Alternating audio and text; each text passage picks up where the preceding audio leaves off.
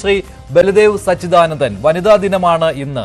എന്നിട്ടും ഈ ദിവസം ആശാ വർക്കർമാർക്ക് തങ്ങളുടെ സമരം തുടരേണ്ടി വന്നിരിക്കുകയാണ്.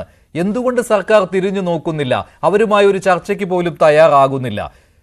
CPM-ന്റെ സംസ്ഥാന സമ്മേളനം പോഷിപ്പിക്കുന്നതിനുള്ള ശ്രമമായിരുന്നുവല്ലോ ഇന്നും നടന്നത്. അതിനിടയിൽ ആശമാരെ എങ്ങനെ മറക്കുന്നു? ആശാ വർക്കേഴ്സിന് കൊടുക്കുന്ന ഓണററിയും കൂടുതലാണെന്നുള്ള അഭിപ്രായക്കാരനൊന്നുമല്ല ഞാൻ. കാരണം അവർക്ക് 232 രൂപയാണ് ഒരു ദിവസം കൊടുക്കുന്നത്, 7,000-ഓളം രൂപയാണ്. അത് കൂടുതലാണെന്ന് ഞങ്ങൾക്ക് ആർക്കും അതിനകത്ത് യാതൊരു അഭിപ്രായമില്ല. പക്ഷെ ഇതിനകത്തുള്ളൊരു പ്രത്യേകത, ഇത് തുടങ്ങുന്നത് തന്നെ 2005 ഡൽഹിയിലെ സ്ലംസിൽ ഒരു സാമൂഹ്യ പ്രവർത്തനം എന്നുള്ള നിലയിലാണ് തുടങ്ങുന്നത്.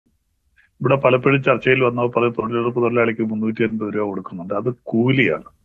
ഇവിടെ കൊടുക്കുന്നത് ഈ വാക്ക് തന്നെ അക്രഡിറ്റഡ് സോഷ്യൽ ഹെൽത്ത് ആക്ടിവിറ്റി, അതായത് സാമൂഹ്യ പ്രവർത്തനം. ഓണററി എന്ന വാക്കിന്റെ അർത്ഥം തന്നെ സന്നദ്ധ സേവനത്തിന് നൽകുന്ന പാരിതോഷികമാണ്.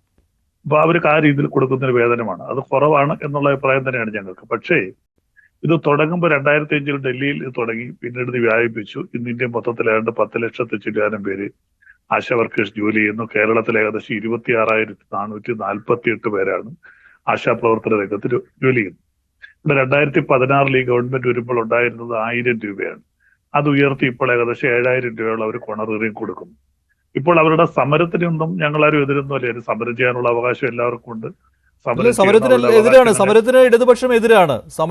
സമരക്കാരെ പരിഹസിക്കുന്ന ജോലിയാണ് ഇടതുപക്ഷം ഏറ്റെടുത്തിരിക്കുന്നത്. പ്രത്യേകിച്ച് CPM, CITU, നമ്മുടെ ആരോഗ്യമന്ത്രി, ഇവരൊക്കെ അങ്ങനെയാണ്.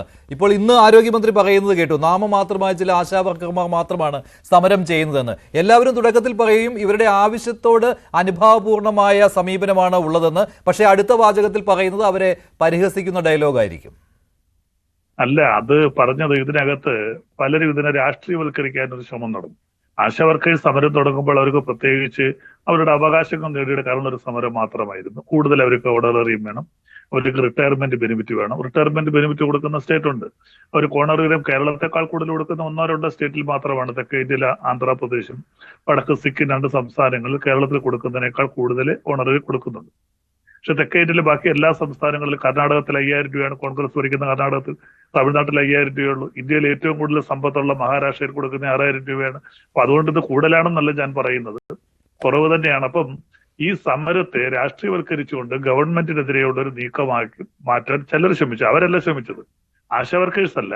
അതിന് ഇവിടുത്തെ പ്രതിപക്ഷ പാർട്ടികൾ അതങ്ങനെ വരിക തന്നെ ചെയ്യും. അഡ്വക്കേറ്റ് ബലദേവ് സച്ചിദാനന്ദൻ, സമരം ചെയ്യുന്ന സർക്കാരിനെതിരെയാകുമ്പോൾ അത് ഏത് പാർട്ടിയാണോ ഭരിക്കുന്നത് അവർക്കെതിരെയുള്ള സമരമായിട്ടും പ്രതിഫലിക്കുമെന്ന കാര്യത്തിൽ യാതൊരു സംശയവുമില്ല. അത് പ്രത്യേകിച്ച് ആരെങ്കിലും ആക്കേണ്ട ആവശ്യമില്ല. കാരണം ഇത് ഈ സമരത്തിന് പിന്നിലുള്ള ആവശ്യങ്ങൾ ന്യായമാണെന്ന് താങ്കൾക്ക് പോലും ബോധ്യമായ കാര്യമാണല്ലോ. ഇടതുപക്ഷ സർക്കാരിനെ പിന്തുണയ്ക്കുന്ന താങ്കൾക്ക് പോലും ന്യായമാണെന്ന് തോന്നുന്ന കാര്യമാണ് ഇവർ ഉന്നയിക്കുന്നത്. ഈ ഓണറേറിയത്തിന്റെ കാര്യം വരുമ്പോൾ ഈ 7,000 രൂപ കൊടുത്തുകൊണ്ട് ഞങ്ങളാണ് രാജ്യത്തെ ഏറ്റവും കൂടുതൽ ഓണറേറിയം കൊടുക്കുന്നതെന്ന് മേനി പറഞ്ഞിരുന്ന ആരോഗ്യമന്ത്രിയൊക്കെയാണ് പിന്നീട് അത് മാറ്റി പറയേണ്ട ഗതികേടിലായി പോയത്.